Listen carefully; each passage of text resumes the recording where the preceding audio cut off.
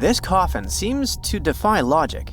No visible openings, no way in or out, and yet, inside lies Lady Shanette Ah, a mysterious woman from ancient Egypt, perfectly preserved even after 3,000 years. How did she get there?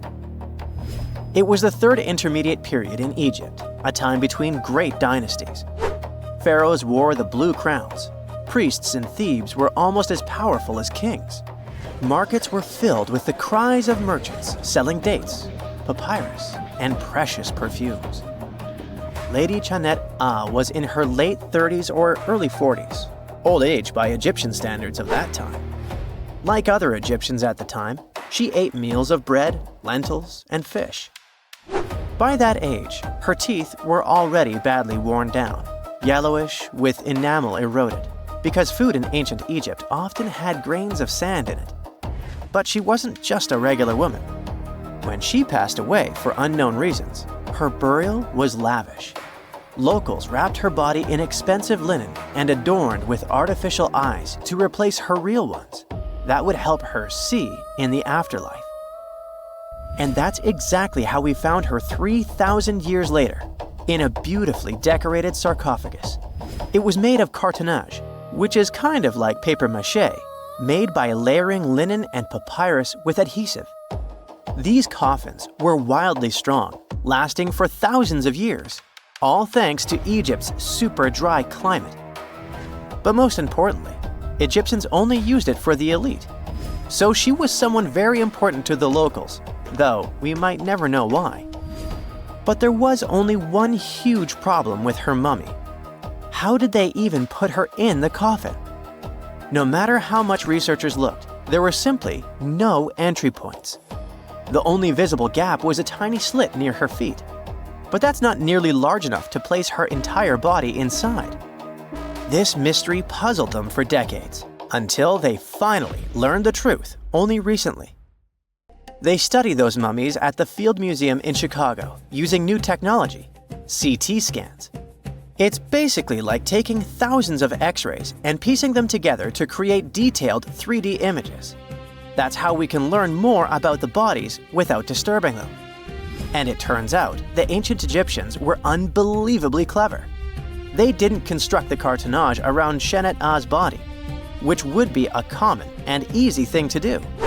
Instead, embalmers created the coffin first. Then, they softened this coffin with moisture to make it flexible. After that, they carefully molded it around her wrapped body. They did cut a slit along the back of the coffin to do that, but then they laced it up like a corset, so it seemed like there were no openings. Finally, they secured a wooden panel at her feet to keep everything in place. That's where the tiny slit came from. Usually, the insides were removed and put in jars, symbolically guarded by the 4 sons of Horus. Egyptians believed that the deceased would need all that stuff once they got into the afterlife. They also thought it would help preserve the body for ages, which, as we can see, worked amazingly well. Thanks to their beliefs, we now have mummies as time capsules. Each son of Horus was supposed to protect each of the specific body parts.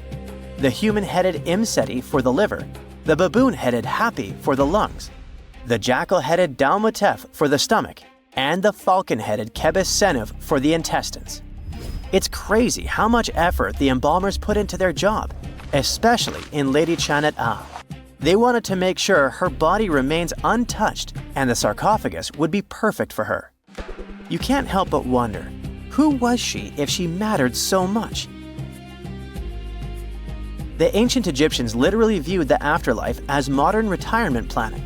You're not just passing away, you gotta prepare yourself for it. Prepare the body, eyes to see, and so on.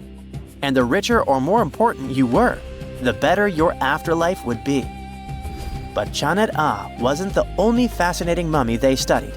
They also decided to scan Harwa, an Egyptian man who lived around the same time. Judging by the mummy, he also had a high social status. His mummy revealed no signs of hard labor and his teeth were well kept, which means he enjoyed some high-quality food without tons of sand in it. Some fellas got lucky both in life and after it. but there were many mysterious mummies throughout history.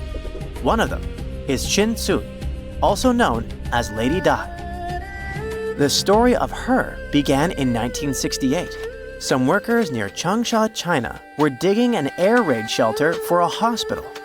But suddenly, they accidentally uncovered an ancient burial site. They came down there and stumbled upon something incredible. 3 tombs belonging to a noblewoman, her husband, and a young man believed to be their son. She was a noblewoman from ancient China, and she had a fascinating backstory. She lived over 2,000 years ago during the Western Han Dynasty. She was married to Li Kang, a guy who served as chancellor to the Changsha Kingdom, a high-ranking official. At first, it looks like Lady Di lived a life of luxury and privilege. She had private musicians to play at her parties and for her personal enjoyment. She probably played the guqin, an instrument that back in the day people associated with intellect and elegance. And she certainly ate like an empress. Fine meats, delicacies, and all things like that. Even her wardrobe was full of some exquisite silk, not even mentioning the tons of cosmetics. But all this wealth came at a cost. The more she aged, the worse her health became. She got a full pack: a heart condition, diabetes, high pressure, and liver issues. It also looks like her back was driving her crazy, probably making it hard for her to even move. Finally, as a cherry on top, she developed gallstones. All this packed together eventually led to a heart attack that took her life around the age of 50. There was one haunting detail. Scientists found over 130 melon seeds in her stomach and intestines. Most likely, she ate watermelon just hours before she passed away, which means it was probably during summer when the fruit was ripe. She enjoyed a sweet, simple treat before her life was cut short. The excavation began in 1972, and this wasn't easy at all. Over 1,500 local students had to help. And Lady Di was the most mysterious one. She was buried in 4 rectangular pine boxes, one inside the other like a Matryoshka doll, all wrapped in 20 layers of silk, and all that sealed with lots of charcoal and white clay. The coffins were painted beautifully as well, adorned with protective deities, mythical animals, and clouds which symbolized the heavens. There were drawings of divine creatures and Mount Kunlun. The myth said that on this mountain, people reach eternal happiness. All this told us a lot about the Han Dynasty, their beliefs about afterlife, art, daily lives, and their remarkable craftsmanship. And then researchers finally got to the body. It was astonishing. Soft skin, joints that could still bend, and in general, she was almost intact. She even kept her hair, eyelashes, fingerprints, and even traces of blood. It's like she literally passed away only a few weeks ago. Ancient people used a very clever technique to preserve her. It looks like embalmers put her into some weird, mysterious acidic liquid. This liquid prevented bacteria from growing. Unfortunately, it also gave rashes to all the scientists that touched Lady Di. And this rash lasted for 3 months. And you know what they buried together with her? Over 1,400 artifacts, mostly personal stuff like silk clothes, cosmetics, and musical instruments. Even food, grains, meats, wine, and pastries. There were also 162 carved wooden figurines of various servants and musicians. It's possible that they were either just there to service her even in the afterlife, or maybe based on her actual servants. Let's face it, most ancient tombs have been looted at least once. No matter how scary the rumors could have been, most mummies were open too. But one. This is the Bashiri mummy, and it puzzles everyone so much that nobody dares to see what's inside. Meet Howard, but you must know him already if you're into Egyptian history. He's primarily famous for discovering King Tut's tomb back in 1922. But few people know that before this revolutionary discovery, he had probably found another mummy. It happened in 1919, and it goes by several names. Either the Bashiri mummy, or the mummy of Pacheri, or the untouchable one. Some reports say that Howard stumbled upon the Bashiri mummy in Luxor's Valley of the Kings, just where he would later find Tut's tomb. Despite this find, not much is known about this particular mummy. The reason why it's still unharmed in any way is not because of some superstitions, but because nobody is sure that they can undo what they do if something goes wrong. The mummy is so intricately wrapped that researchers never unfurled it for fear of irreversible damage. The golden rule of anyone who works with antiquities: if you're not sure you can't make it better or preserve it unchanged, do not touch it. History knows many examples of ancient relics ruined beyond repair, say Ecce Homo, or smiling statue restoration. The delicate fabric that covers the mummy's face has this cool design that kind of looks like a pyramid. The researchers are not 100% sure, but this might be the only one of its kind with that embalming style. But without knowing the ancient technique, it's next to impossible not to ruin the mummy while unwrapping and wrapping it back. Back in the day, people, both experts and looters, would unwrap mummies for all sorts of reasons, mostly to study them. Luckily, these days, we have advanced tech that lets us check out what's inside a sarcophagus without having to unwrap anything. After taking a closer look at the Bashiri mummy, researchers figured out that it belonged to a man who was around 5.5 feet tall and lived during the Ptolemaic era, which makes this mummy roughly 2,300 years old.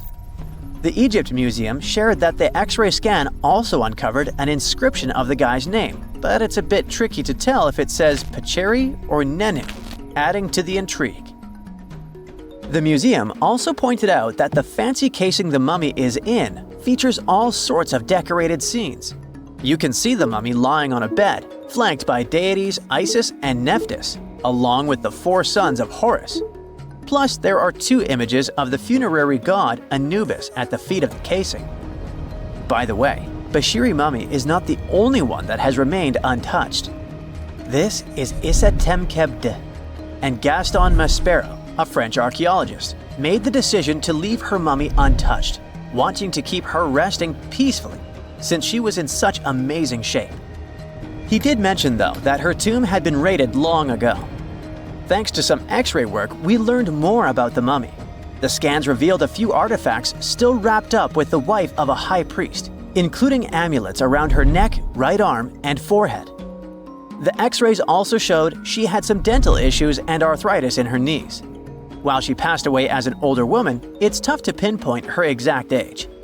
However, various sources from her son's reign indicate that she was held in high regard in the kingdom. Isitemkebd served as the sister wife of Penejam II. You got me right, they were related by blood and were siblings, but back then it was pretty common to get married this way to preserve the purity of the bloodline. Say that to Habsburg, duh. Their chase for purity only led to inbreeding and the notorious Habsburg's jaw. Right, I guess we should not judge ancient Egyptian rules and morals, but what we can say for sure is that both Bashiri and Isitemkebd were incredibly lucky to stay untouched. The odds were not in King Tut's favor, though. The researchers' work hit him hard. The tomb itself was discovered in 1922, but it wasn't until 1925 that the nested coffins were opened during an excavation.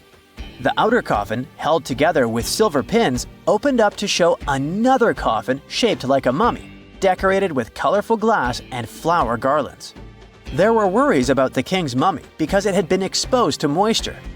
The middle coffin was pretty heavy and didn't have any handles, so they had to be super careful taking it out.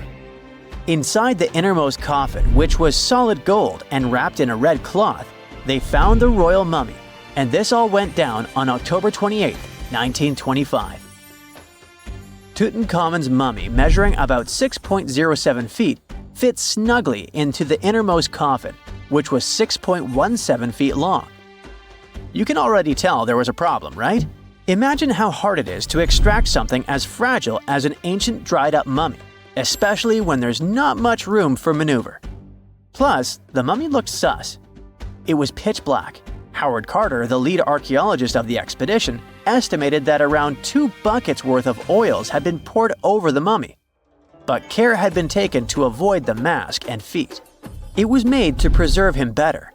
The body was positioned at a slight angle in the coffin, and there was a noticeable difference in the amount of dark oils on the right and left sides, indicating that the coffin might have tilted while being lowered into the sarcophagus. This oil created moisture inside the coffins, and over time, it reacted chemically, which Carter described as a sort of slow, spontaneous combustion, leading to the carbonization of the linen wrappings. Unfortunately, the combination of heat and moisture took a toll on the mummy's trappings as well. The crooked flail fell apart, the resin scarab cracked, and the threads holding the hands and mummy's bands started to decay, making everything quite fragile. Plus, the oils hardened over the years, effectively gluing the mummy and mask to the coffin's bottom. To try and separate the mummy from the inner and middle coffins, they were placed in the sun for several hours, reaching temperatures of 149 degrees Fahrenheit. Despite this effort, the mummy remained stuck, so the initial examination had to be done right where it was. The first part of Tutankhamun's mummy the researchers checked out was his lower legs and feet, meaning they started the examination from the bottom up. As they peeled back the bandages, they uncovered the first of many treasures wrapped up with the king. They took their time to carefully document and photograph everything they found. The inner layers of bandages were in pretty bad shape, mostly turning to dust, making it tough to figure out how everything was originally wrapped. Still, the overall methods matched what was seen in other nobles' mummies from that time. Lots of folded linen pads were used to shape the torso and thighs. The outer and inner bandages were made from fine linen, while the middle layers were coarser. They had some intricate bandaging around the shoulders and chest with a similar style around the groin. Each limb, along with fingers and toes, which were fitted with gold caps, was wrapped separately. Tutankhamun even wore gold foil sandals on his feet.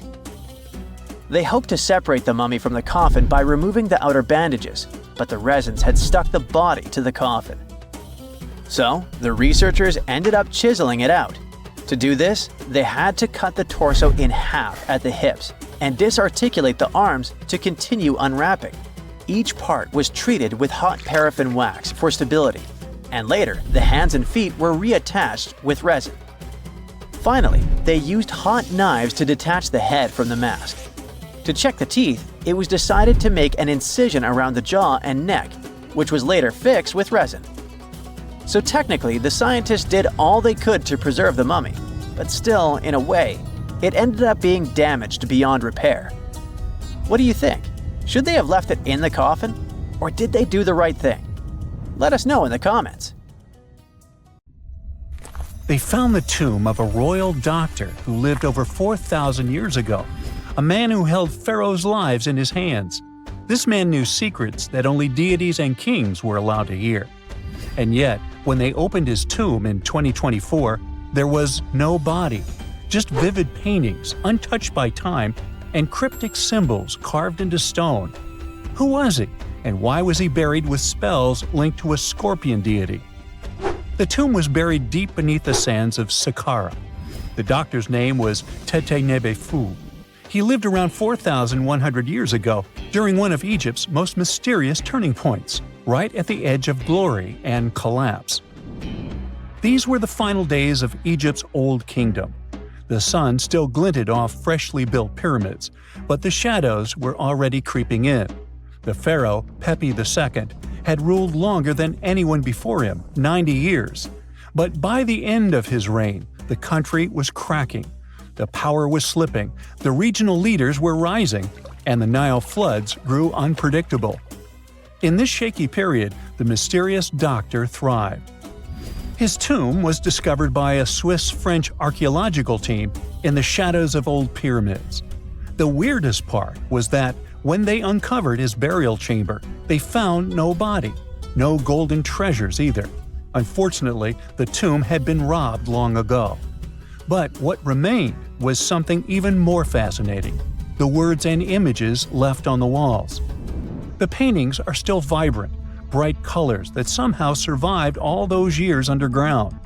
The walls show jars, containers, strange abstract patterns, and geometric shapes. And then there are hieroglyphs, lines and lines of sacred script carved with precision, like someone had poured their soul into every curve. These inscriptions revealed who Teti Nebe Fu truly was. Turns out, he wasn't just any doctor. He was the conjurer of Serket. Now, Serket was the female deity of scorpions, sacred and terrifying. Egyptians believed she could stop venom, heal bites, and protect the living from toxic elements. The title, Conjurer of Serket, meant Teti Nebe Fu was a specialist in treating dangerous stings and bites. And if he got an entire tomb for himself, he may have been Egypt's top expert in those things, a man who healed with both medicine and magic. But that wasn't all. He also held the title Director of Medicinal Plants, a title seen only once before in all of ancient Egypt. That means he knew the healing power of herbs, roots, and oils like no one else. Now, you might wonder, what plants in a huge land of sand? But in reality, ancient Egyptians used herbal medicine that would hold up in some labs today. They created pills, ointments, and inhalers. Most often they chose some active ingredient, a flavor to make it easier to take, and something to deliver it into the body.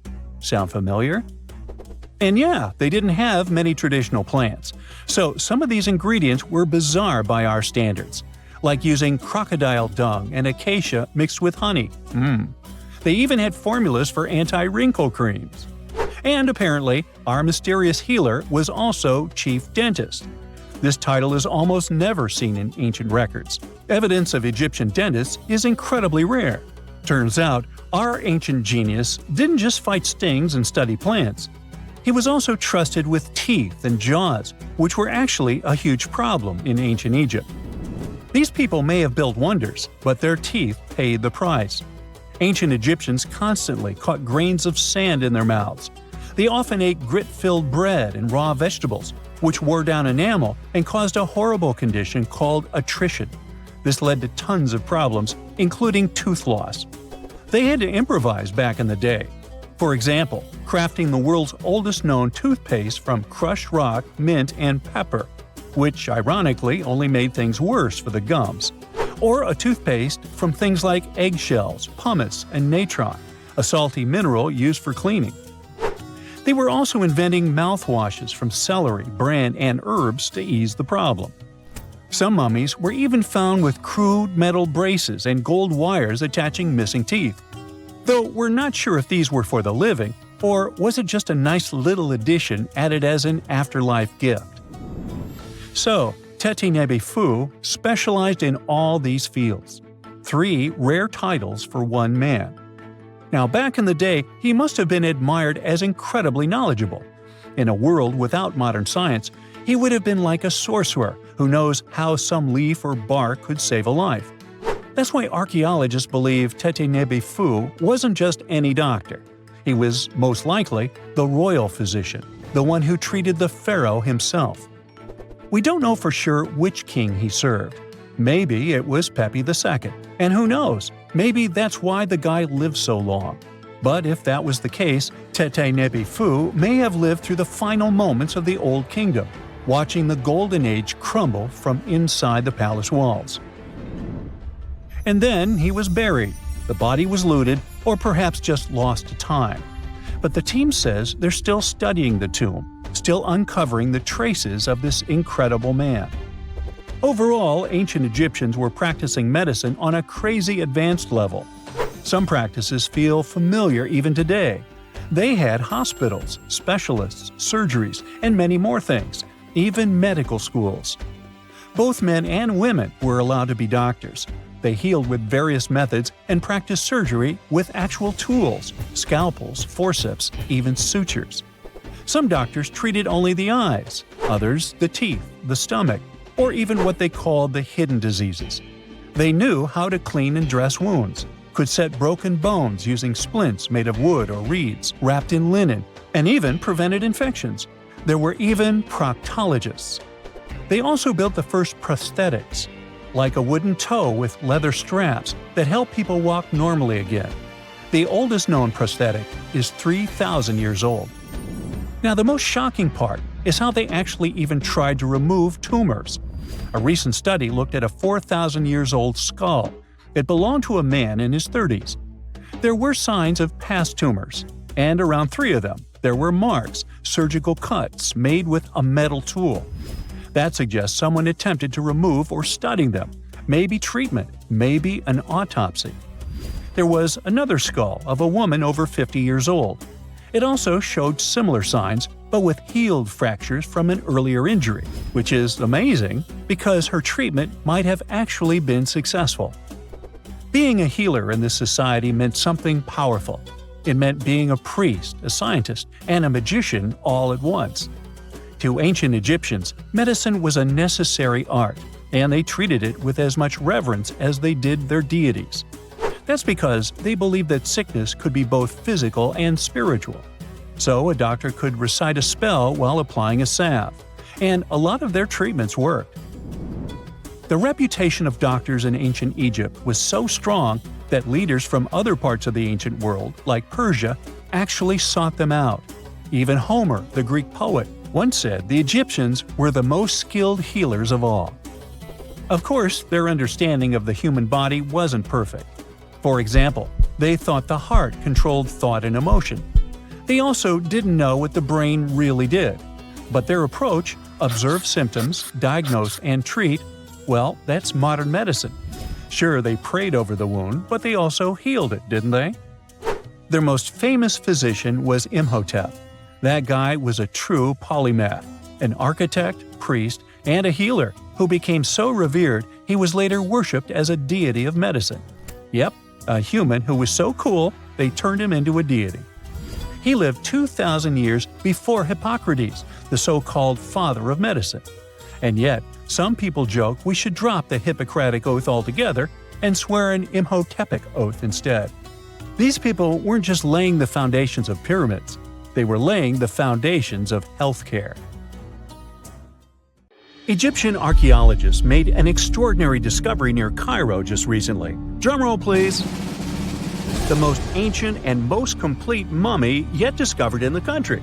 Yes, they were keeping it under wraps. The 4,300-year-old mummy was found in a group of tombs close to the step pyramid of Djoser, dating back to the Egyptian Old Kingdom. It was covered in layers of gold. The team also found several other tombs, including one belonging to an ancient Egyptian official and another belonging to a secret keeper who had the power to perform special ceremonies.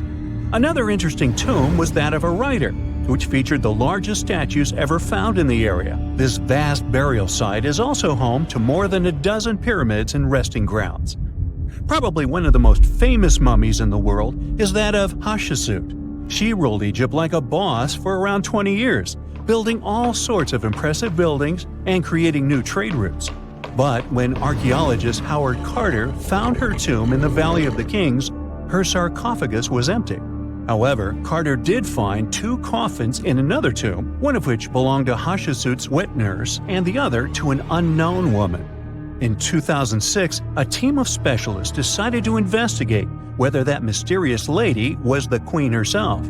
They found a molar tooth in a wooden box with Hatshepsut's name on it, and when they compared it to a gap in the mummy's mouth, it was a perfect match.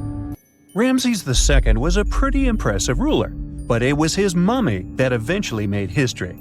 Now, we don't hear too much about his daddy. Okay, I'll stop.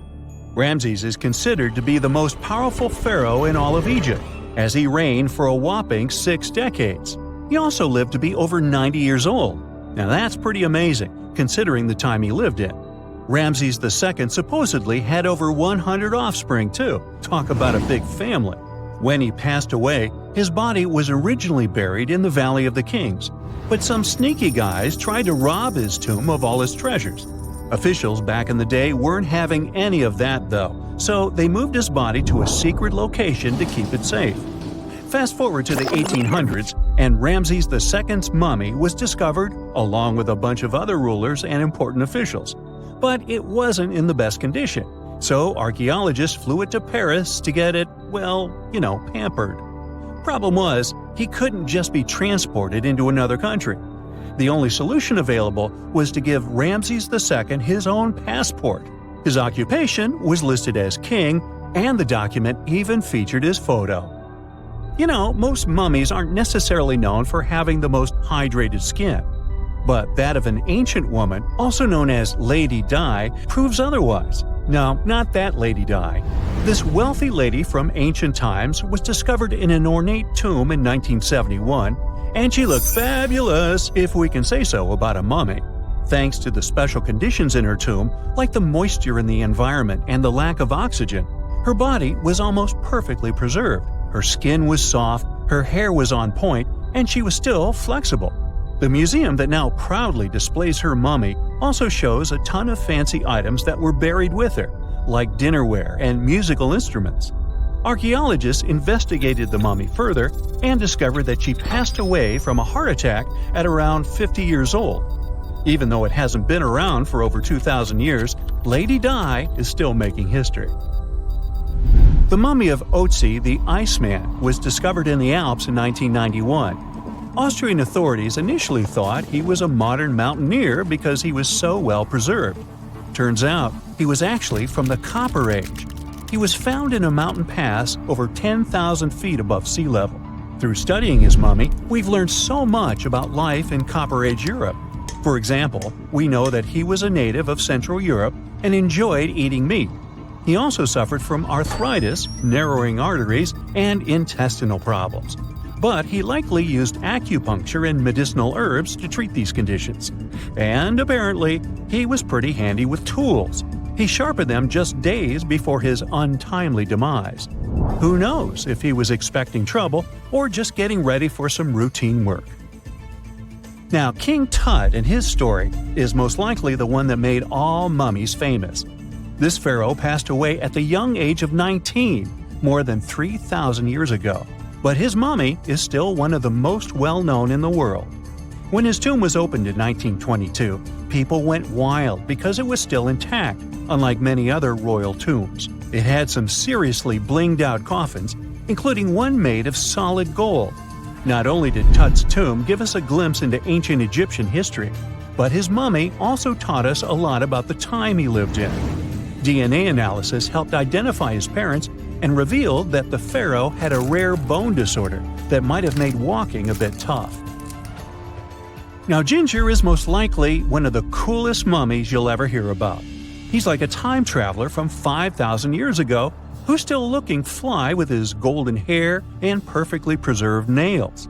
Ginger was discovered in Egypt and is believed to be the earliest known mummified body.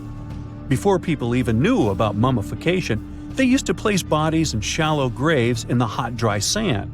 And since the sand absorbed all the water, bacteria couldn't reproduce and the body was preserved naturally. Now, scientists are not sure if Ginger's preservation was intentional or not, but since he was buried with some pottery vessels, it's likely that whoever buried him knew some serious preservation techniques. If you want to meet Ginger in person, he's currently chilling at the British Museum. One Dutch art collector bought a statue from Asia and ended up finding a weird discovery. The statue contained a mummy hidden inside. Unfortunately, the body was too fragile to move, so they had to leave it there. The coolest part is that this mummy is over 1,000 years old and was on display for 200 years before being encased in the statue. When scientists did a CT scan, they found out that the mummy was filled with paper scraps covered in writings. Experts think he might have done this thing called self-mummification, which is a pretty intense process involving a special diet and tea that makes your body less prone to bacteria. Only a few people could handle this ritual, and those who managed to do that were seriously respected. No other Egyptian queen has baffled scientists and historians like the stunning Nefertiti. Based on her statues, she was known for her slender neck, wide eyes, and high cheekbones. Her name translates to "the beautiful woman has come." Talk about living up to your name, huh? Even though she wasn't a pharaoh herself, Nefertiti still managed to leave a lasting impression. Written records suggest that, as a wife and queen, she held an incredibly influential role. Because of her power, she was indeed admired, but she also managed to make quite a lot of enemies throughout her life. She was also related to King Tut, but not biologically. Rather, she was his stepmother. So far, locals have yet to identify her mummy, but that may soon change. A local Egyptologist who has been busy excavating tombs in the Valley of the Kings has found two mummies that he believes could be Nefertiti and her daughter. According to specialists, we may soon finally get a definitive answer about the identity of these two mummies. And if one of them does turn out to be Nefertiti, we could be in for a real treat. DNA analysis and CT scans of the mummy could give us the most complete and accurate image of the queen that we've ever seen. It's crazy to think that we've only scratched the surface of what lies beneath modern-day Egypt. Nefertiti ruled during a time of great power and prosperity in Egypt, but unfortunately passed away in a period of social turmoil, leading to her gravesite being lost. Now, where's my mummy? When you hear the word mummy, you might get a chill down your spine. That's because most of us associate this word with those creepy characters we've seen in some scary movies. But in reality, mummies have helped us understand a lot about ancient civilizations, their rulers, and about how people used to deal with losing their loved ones. The people most famous worldwide for their mummies are the ancient Egyptians. They believed that some sort of existence after passing away was possible, if certain conditions were met. That's why they insisted on preserving the human body through the process of mummification and placing the mummy in a furnished tomb, kind of like giving it a fully functioning apartment of its own. Why did they believe in this? Well, because they were deeply connected to their natural environment for the most part. They saw the natural cycles around them, like how the sun rose every day, followed by the moon, or how new life was always sprouting from plants, even after they had wilted away. They also believed that the powerful spirit Osiris, who represented the cycle of passing away and resurrection, played a role in this process. To prepare for the afterlife, the ancient Egyptians followed certain rituals, like mummification, which involved using materials like honey, resins, and incense to preserve the body. There's no other mummy more popular than that of King Tut. He was a young pharaoh who ruled over 3,000 years ago in Egypt. The problem with discovering ancient royal tombs is that most of such burial sites were previously robbed. People knew ancient rulers had been left with many valuable belongings, so those locations became vulnerable to thieves. When King Tut's tomb was opened in 1922, people were excited because it had not been robbed, like many other previously discovered royal tombs. That's how well hidden it was. Inside, his mummy was encapsulated in a total of 3 coffins, including one made of gold. The objects found in his tomb showed us what ancient Egypt was like, and studying his mummy also helped us learn about the culture and practices popular at the time when he passed away. We also learned about his family by looking at his DNA. Scientists were able to discover that he had had a disease called malaria and a problem with his foot that might have made it hard for him to walk. Ramses II was another pharaoh in Egypt who ruled for 68 years, which was quite a lot back in the day. He was known for his expansion campaigns and building projects. Many objects from his time as a ruler still exist today, including a large statue of him. Ramses II was about 6 feet tall and lived to be about 90 years old. After looking at his mummy, scientists concluded that he may have had a medical condition that affected his spine. Now, remember those thieves I mentioned before? They are probably the reason why Ramses II ended up in a plain coffin in a secret collection of royal mummies at Deir al-Bahari, which was rediscovered in 1881. Thankfully, archaeologists were able to identify him because his journeys had been recorded on his wrappings. The process was really tedious too. In fact, in ancient Egypt, the mummification process could take a staggering 70 days to complete. A special person would say a very specific speech while delicately handling the body and drying it out using a type of salt called natron. They also used linen and resin to make the body look more lifelike and to wrap it in cloth. The tomb was equally as important for ancient Egyptians. The walls of King Tut's tomb, for example, were adorned with intricate artwork that depicted his journey to the afterlife, from his burial procession to his passage through the underworld. The ancient Egyptians believed that everyone made this journey after passing away, and they filled their tombs with items and paintings to help the person in their spiritual travels. Additionally, the walls of the tomb were decorated with spells from a special book, which contained a collection of poems that the Egyptians believed would help people reach the afterlife. And speaking of how important this journey was, people also placed food in these ancient tombs. In King Tut's tomb, archaeologists discovered 36 jars of vintage beverages and 8 baskets of fruit, which were believed to be left there to help him in his journey to the afterlife. The Egyptians believed that traveling to the afterlife took a really long time, so they left a lot of supplies, such as food and water, to sustain their loved ones.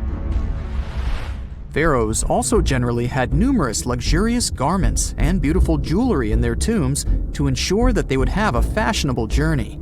These items included various types of linen clothing, such as tunics, scarves, gloves, and headdresses, as well as a lot of gold jewelry with precious stones, like bracelets, buckles, pendants, necklaces, rings, and even precious depictions of insects for protection. Some were also deposited with fans made from ivory and ostrich feathers to keep them cool in the afterlife. Some ancient rulers were even placed in their forever apartments along with boats. For example, Pharaoh Khufu built the Great Pyramid at Giza as his tomb, and a large ship was found inside. King Tut, however, was buried with multiple boat paddles, but no actual boat. Instead, he had 3 chariots and numerous walking sticks made of precious materials, perhaps indicating he'd rather travel to the beyond by land, not by water. Amongst the most interesting objects found near ancient mummies are bottles of oils and perfumes. If rulers were supposed to be fashionable, why not smell nice too, right? Also, some of them had some ancient kinds of board games, most of them made out of precious materials like gold or ivory.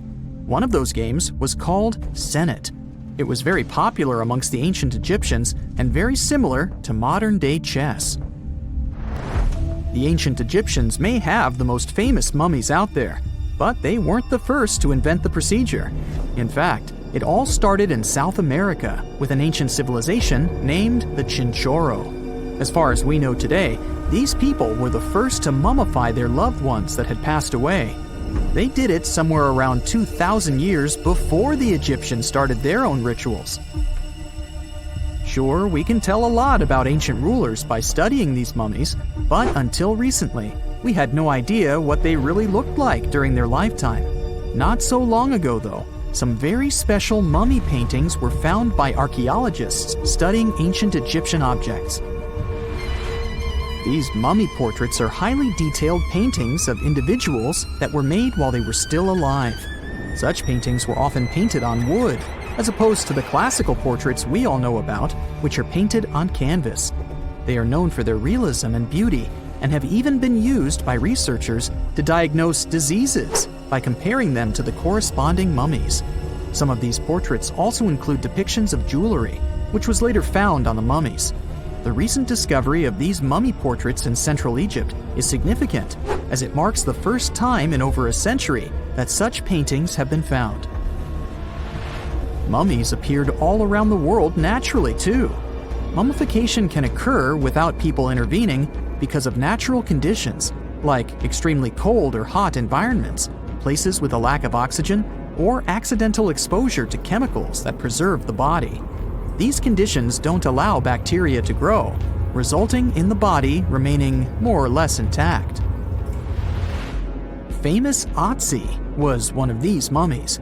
We know today he was a man who lived around 5,000 years ago in Europe. But upon his discovery in the Alps in 1991, Austrian authorities initially believed that he was a modern mountaineer because of how well preserved the body was. However, after the Iceman was removed from the glacier, it was determined that he was actually from the Copper Age. Not many civilizations are as mysterious as ancient Egypt, a powerful empire that lasted over 3,000 years. It gave us pyramids that still stand and myths that still inspire. It's one of the most explored places on Earth, yet somehow we still find exciting stuff. In Abydos, archaeologists just uncovered a 3,600-year-old royal tomb. It's huge! It has golden hieroglyphs of deities covering the entrance, but the pharaoh's name? It's not there. It's missing. Who was this ruler, and what new chapter could this open in Egypt's story? If there's one place in Egypt where the line between life and demise feels thinner, it's Abydos. To the ancient Egyptians, this was sacred ground. They believed it was the burial place of Osiris, the god who literally passed away, had his remains separated, and came back to life to rule the underworld. Because of that, Abydos became Egypt's spiritual gathering place. Pharaohs built amazing temples here, like the Temple of Seti, famous for its King's List, a wall that has the names of 76 pharaohs carved in it. Pilgrims came from across Egypt, leaving offerings and participating in Osiris festivals, where his demise and rebirth were ritually reenacted. It wasn't just symbolic worship, it was Egypt's version of Comic-Con. But instead of cosplaying superheroes, people reenacted gods coming back to life. Obviously, pharaohs competed to be buried as close to Osiris as possible. Abydos became part cemetery, part holy city, part afterlife insurance policy. Fast forward thousands of years, and we still uncover remarkable stuff around Abydos. That's the case with the recently discovered tomb. In early 2025, a joint team of researchers from the US and Egypt decided to dig beneath a rocky rise ominously called Anubis Mountain. You remember Anubis, the jackal-headed deity who guarded cemeteries. The uncovered royal burial was hidden 23 feet below the surface. Sadly, even though it eluded archaeologists for so long, robbers had already taken away with treasures ages ago. They could definitely tell this was a tomb of someone super important. Similar to how you can walk around a mansion with no furniture but still deduce that someone rich must have lived there. The chamber had mud brick vaults rising over 16 feet. That's taller than a female giraffe standing upright. For something built 36 centuries ago, it still felt enormous. However, when you remember that Egyptians were masters of architecture, nothing seems surprising. So no treasures, no golden mask, and sadly, no name. The cartouche that should have spelled the king's identity was unreadable. Egyptian tombs usually bragged about who was inside. In ancient Egypt, a cartouche was basically a big oval name tag for kings wrapped in hieroglyphs. Think of them as VIP passes that worked in both this life and the next. Without it, your soul couldn't check into the afterlife hotel. That's because to the Egyptians, your name, your Ren, wasn't just so your teacher could distinguish you from kids with the same haircut. It was a core part of who you were. As long as your Ren survived, so did you.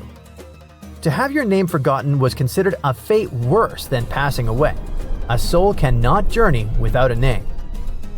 That's why you'd see cartouches all over the place, on temples, obelisks, jewelry, statues, and tomb walls. It wasn't there just for the marketing. It kept the pharaoh's presence front and center everywhere you looked.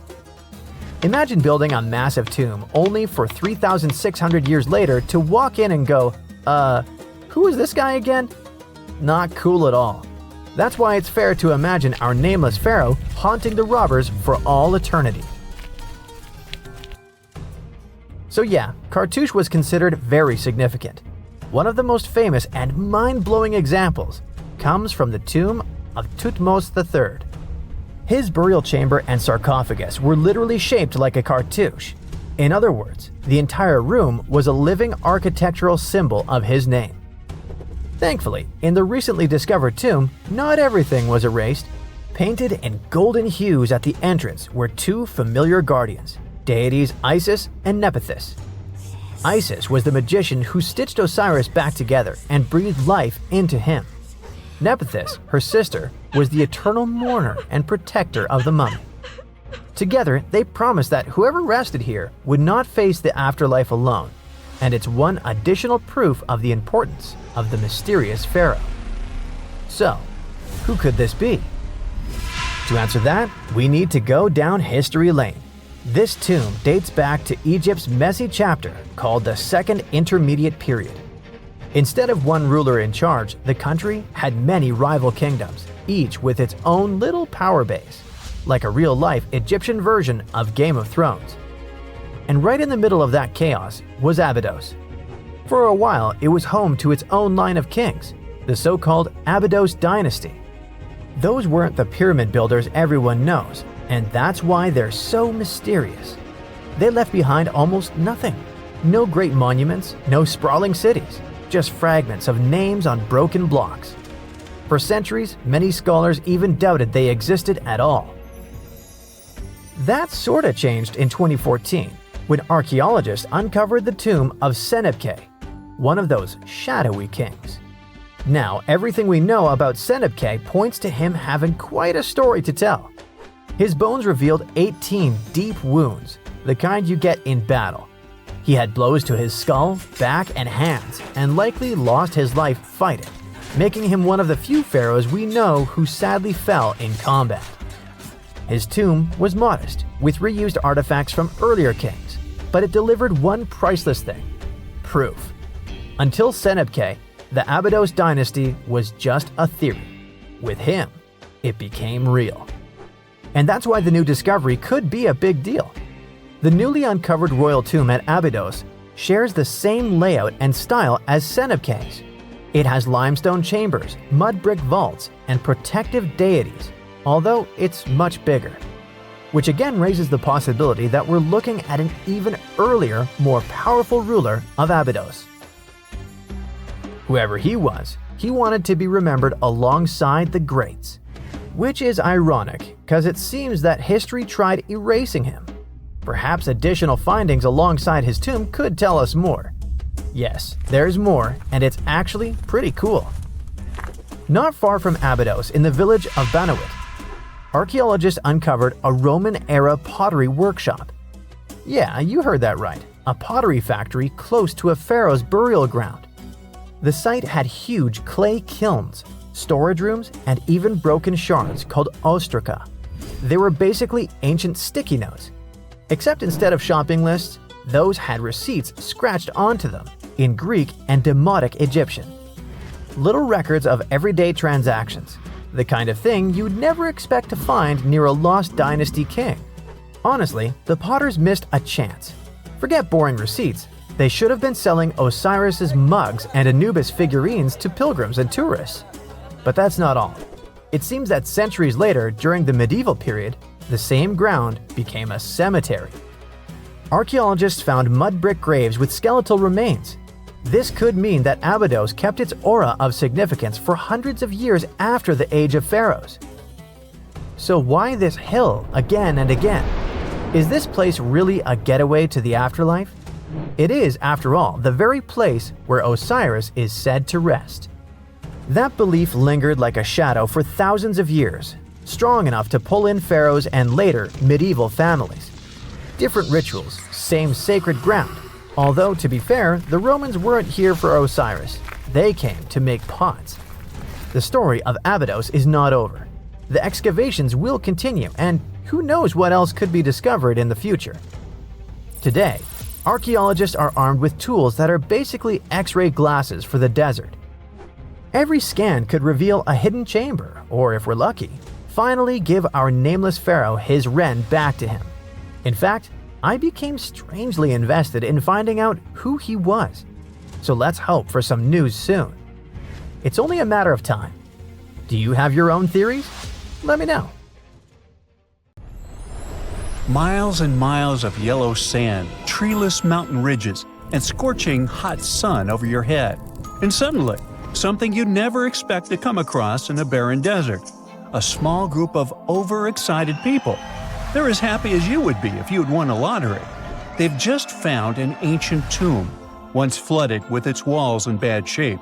But the stuff they discovered inside proves that this is the burial site of one of Egypt's most mysterious pharaohs. Historians have been hunting for his tomb for years, but no one expected it to hide ancient treasures. Fast forward. After careful examination of the site, Egyptian officials have announced the discovery of the tomb of King Thutmose II. It's the last missing tomb from Egypt's 18th dynasty. And this is also the first royal tomb found since King Tutankhamun's was discovered in 1922, in more than 100 years. A team of Egyptian and British archaeologists found the tomb in the Theban Mountains area, west of Luxor, near the famous Valley of the Kings.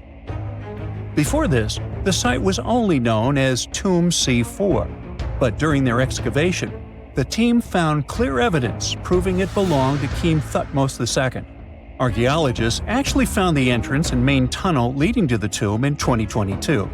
But at first, they thought it belonged to a queen because it was near the graves of Thutmose III's wives. It was also close to Queen Hatshepsut's tomb. Originally, it was prepared for her when she was just a royal wife. But everything changed when she became pharaoh. But we'll talk about this twist of fate a little later. But soon they realized that their discovery was much more significant.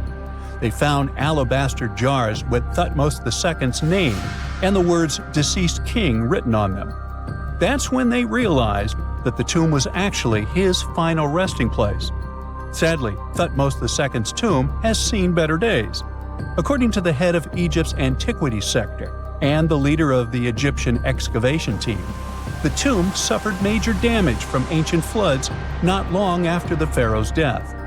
Water swept through the burial chamber, likely destroying or displacing many of the original artifacts.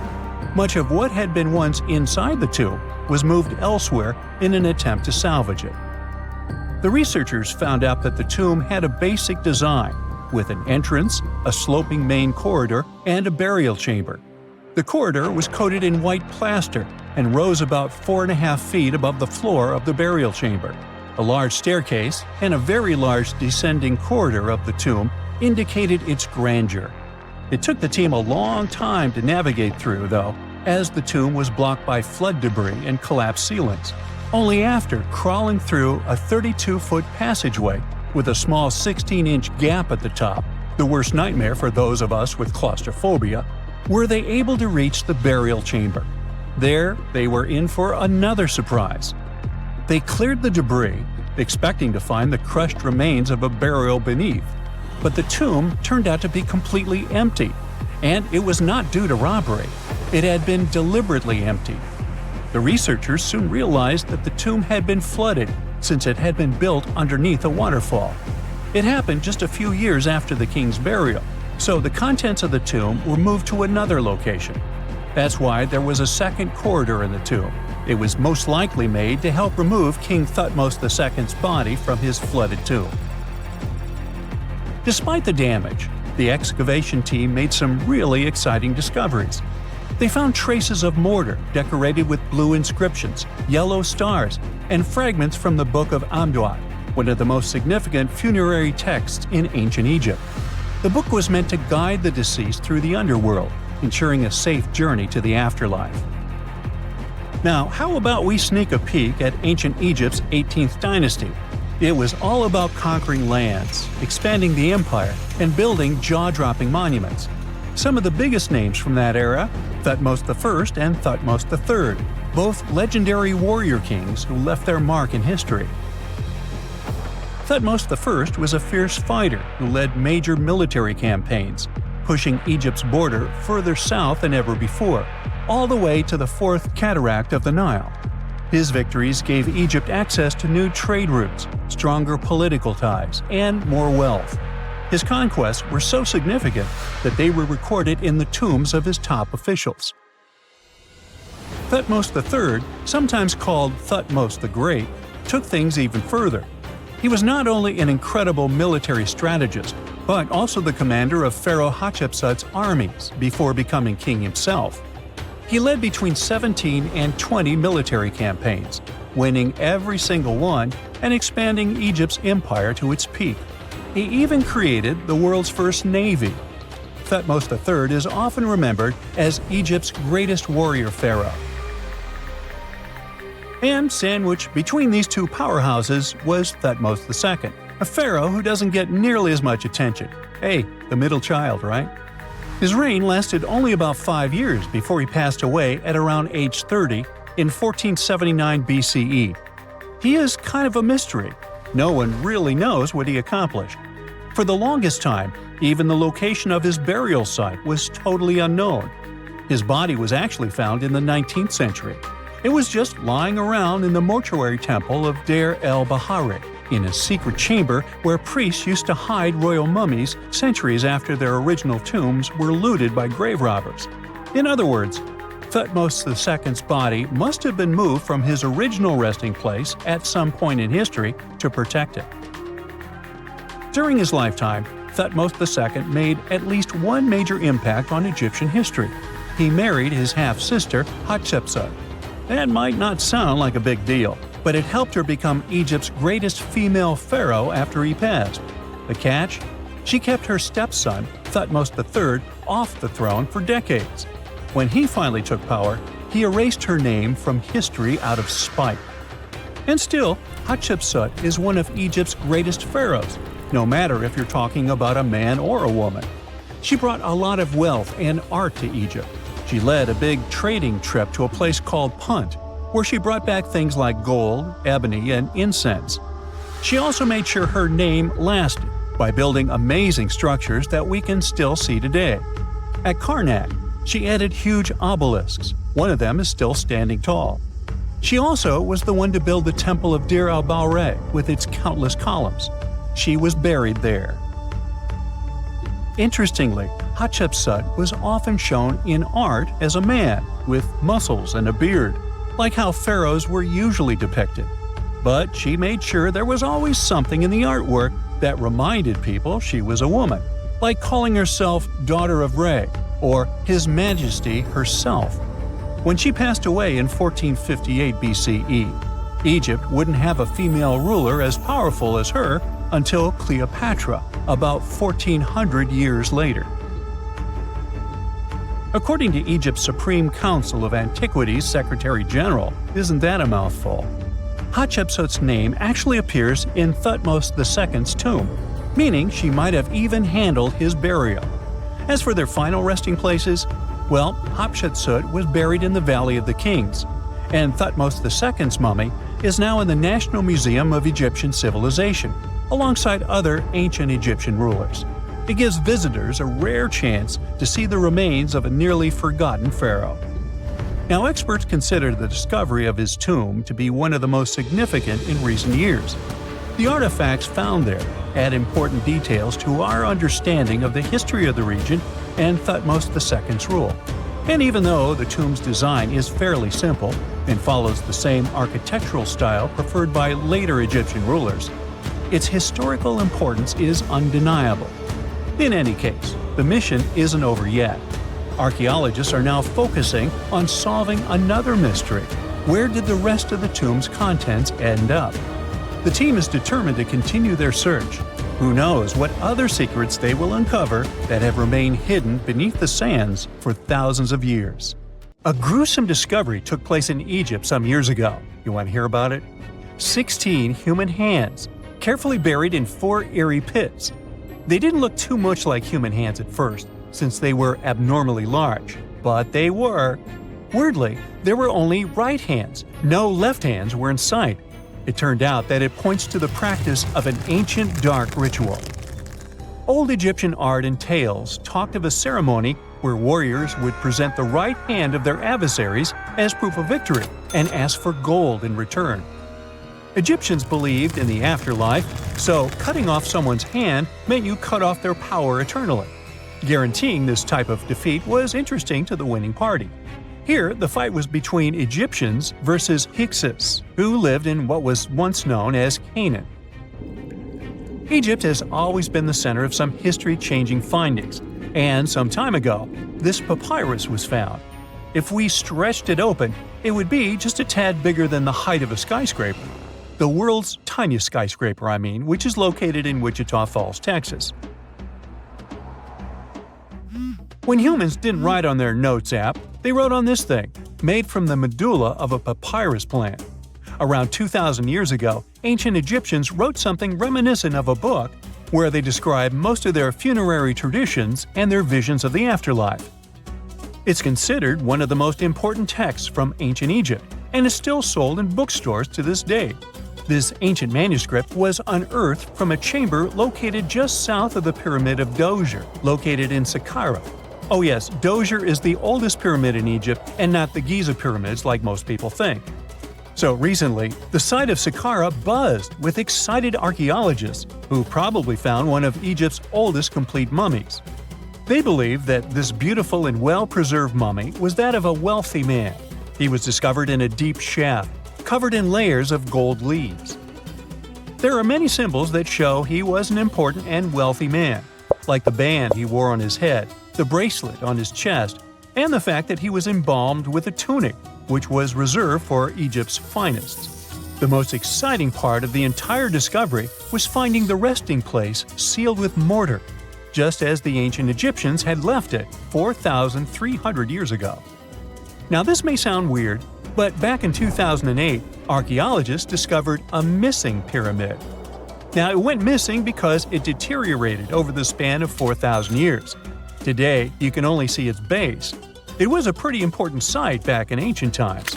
It is said that around the area of the pyramid, the ancients hosted a special type of ceremony where high priests would carry mummified remains of sacred bulls.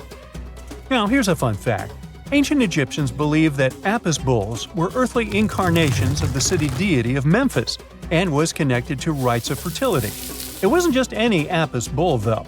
They needed to be all black, with a single white mark between its horns and a bunch of very specific characteristics. They were selected by the local priests and honored until they passed away. After that, they were mummified and buried in underground galleries. Meanwhile, this missing pyramid sort of disappeared around the 1800s. It was a German archaeologist who first found it in the village of Saqqara. He called it the Headless Pyramid when he first found it. But then, years after the official discovery, the desert sand came along and covered the whole thing. There were some excavations between the 19th and 20th centuries, but they weren't too systematic. That's why scientists were so thrilled when they dug an entire pyramid's base after removing the 25-foot mound of sand that was covering it. Oh, and it turns out American archaeologists are excavating a cemetery in Egypt that could contain over 1 million mummified bodies. So far, archaeologists have dug around 1,700 mummies. One of the main differences from other classic Egyptian mummies is that these people weren't kings and pharaohs. They were commoners that most likely lived about 1,500 years ago, when Egypt was controlled by the Roman and Byzantine empires. The name of the cemetery is cool, though, the Way of the Water Buffalo, just in case you want to check it out on your next trip. Other than bulls and buffaloes, ancient Egyptians also liked baboons. Are you seeing a pattern here? In the beginning of the 20th century, archaeologists discovered a site filled with mummified baboons in a place called, guess what? The Valley of Monkeys. An animal wouldn't have been mummified if it wasn't considered important. Certain animals were more important than others, since they were linked to specific deities. Jackals were connected to Anubis, the ancient god of the afterlife, and cats were likened to the female deity Bastet. Baboons were a pretty big deal, since they were believed to be connected to Thoth, the deity of wisdom and advisor to Ra, one of Egypt's supreme deities. The archaeologists who studied these animals weren't too happy. They think these baboons were kept inside and were deprived of sunlight for most of their lives. They had extreme vitamin D deficiencies and they were poorly fed. Maybe Thoth got angry with these baboon keepers. Just a guess. Since there's never a boring day for archaeologists in Egypt, they also found human mummies with golden tongues. Since Egyptians were all about the afterlife, they believed that golden tongues might help a person speak once they pass to the other side. I mean, it's a long shot, but hey, why not? Some of these mummies were placed in wooden coffins with goods, such as necklaces, pottery, golden artifacts in the shape of lotus flowers and scarab beetles, and iPhones. Just kidding. A new temple was also unearthed recently in Egypt. Scientists believe it was dedicated to honor Zeus Cassios. That deity would be a cross between Zeus, the almighty Greek deity of the sky, and Mount Cassios. While digging around the Sinai Peninsula in Egypt, archaeologists spotted 2 pink granite columns poking out of the ground, and bingo. They believe these columns represented the temple's front gate and collapsed during an earthquake many years ago. And speaking of deities, there weren't only super serious deities. Recently, scientists unearthed a golden ring in a city south of Cairo. No, Frodo, it's not magical. It was a normal gold ring, but it had the depiction of the deity of fun, officially named Bes. This deity is often described in sacred texts as a happy chubby dwarf. Today, many tattoos we get are sorta deprived of any sense and are made of aesthetic purposes only. In ancient Egypt, though, women would get tattoos as a token of protection for childbirth. That's what scientists think, at least. Around the Nile region, scientists found some mummies that had well-preserved tattoos, which is a rarity since the skin deteriorates so easily. 2 of these women tattooed their lower backs, and the drawings were simple. They were mostly pictures, including that same chubby dwarf we just talked about, Bes. He also had a side hustle as the protector of women during childbirth. Now, would you believe me if I told you ancient Egyptians invented robots? No? Well, that's because that's not entirely true. Sure, they were astronomers, mathematicians, and engineers, and somehow they also squeezed an eccentric invention into that package: an automated deity some scientists called Hathor. This wooden statue had been in the Metropolitan Museum of Art for years before someone noticed its secret. With the help of an X-ray machine, specialists discovered a mechanical operating system inside it. The pulley-like axis goes from the statue's shoulder to her left leg. When the system rotates, the statue raises and lowers her hand. Hey, pick me! Pick me! I got my hand up here. Most people know that pyramids were built as grand tombs for the pharaohs, designed to ensure they had a smooth journey to the afterlife. The Great Pyramid of Giza, for instance, was constructed for the pharaoh Khufu.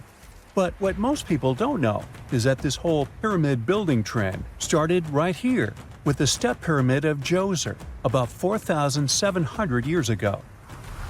This massive structure was built for Pharaoh Djoser, a ruler from Egypt's 3rd dynasty.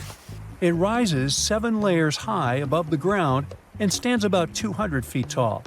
We think of it today as a phenomenal architectural project, but for ancient Egyptians, the step pyramid of Djoser turned out to be more like a massive experiment, a trial run, if you will, to perfect their building skills before they moved on to even more ambitious pyramids. Reaching new heights is super exciting, but the real mystery is what is going on below the ground. In this pyramid's underground labyrinth, there is a network of tunnels stretching about 3.5 miles long, and some researchers believe these tunnels might have been part of a sophisticated water system that could completely change what we think about pyramid construction. Let's talk about this massive complex located in Saqqara. Surrounding the pyramid, there's what's known as a dry moat, a continuous trench that is up to 164 feet wide and almost 2 miles long. It forms a sort of rectangular shape around the pyramid. This trench has an average depth of about 65 feet. Now, if you were to add up all the earth and rock they dug out to create this moat, it would be about 10 times the volume of the step pyramid itself. For the longest time, people just assumed this trench was nothing more than a huge quarry, a place where they dug up stone and clay to build the step pyramid. Makes sense, right? But when you take a closer look, it doesn't add up. The trench is too narrow and deep to be practical for mining, and its layout doesn't match anything we know about ancient Egyptian quarrying methods. Plus, some sections of the trench are actually covered with a rocky ceiling, which would have made it nearly impossible to use as a quarry. Another theory suggests that the dry moat had some kind of spiritual significance. Maybe it was a sacred place, where souls of nobles gathered to serve the late king in the afterlife. There are even niches in the walls that work as a hint at this spiritual function. But most researchers believe that this purpose likely developed much later, long after the complex was built for Djoser. So, what was the moat really designed for? In 2020, a researcher came up with a pretty intriguing idea. It is possible that this trench was actually designed to collect and manage water, especially after heavy rainfalls. Now, that makes sense when you consider the location. The moat sits in an area that could easily have been flooded by runoff water from nearby plains. This could also explain why the trench wasn't used for new graves until much later when the climate became drier and less prone to flooding. The story becomes even more intriguing, as this trench appears to be part of a larger, more complex hydraulic system within the Djoser complex. It is like the trench has several compartments, carefully carved out of the rock and connected by tunnels. These compartments likely served as a part of a water treatment system, where water would flow from one compartment to the next, getting cleaner as it moved along. Now, here is where things start to tie into the pyramid itself. The Djoser complex has a series of underground shafts, and some researchers think that water from the moat's deep trench might have been used to power a hydraulic lift system, and this giant water-powered elevator could have been used to raise the heavy stones needed to build the pyramid. It worked like a volcano, but instead of lava, water did the heavy lifting. Imagine a big deep hole in the ground at the center of the pyramid site. Inside this hole, there was a huge wooden platform, kind of like a giant raft that could move up and down. When the workers wanted to lift a heavy stone, they would fill the hole with water. As the water rose, the wooden platform started to float up, carrying the stone with it, almost like a giant water-powered elevator. When the stone reached the right height, the workers slid it off the platform and onto the pyramid. The idea is that water from the deep trench, after being cleaned and filtered, would flow into these shafts. A massive float, possibly made of wood, would then rise as the water filled the shaft, lifting the stones up to where they were needed for construction. Once the stone was in place, they'd let the water out, lowering the platform back down to the bottom, ready to lift the next stone. This fancy hydraulic lift system could have been a game changer, making the whole building process a lot faster and more efficient without using a lot of workforce. It is like the ancient Egyptians were already embracing the whole idea of work smarter, not harder. But of course, not everyone is on board with this theory. Some experts argue that the area where the step pyramid of Djoser was built couldn't have held enough water from occasional rains to maintain such a fancy hydraulic system. The main theory suggests that, in the past, there might have been some kind of lake nearby that would have filled up after a period of rain, and this lake could have supplied water to the complex's hydraulic system. But there is no mention of such a lake in any ancient Egyptian writings, so it might be more of a what-if situation than a reality. And then there's the issue of the hard work itself. Remember when I said this method could have allowed the ancient builders to raise stones with far less effort? Well, that might not be entirely true.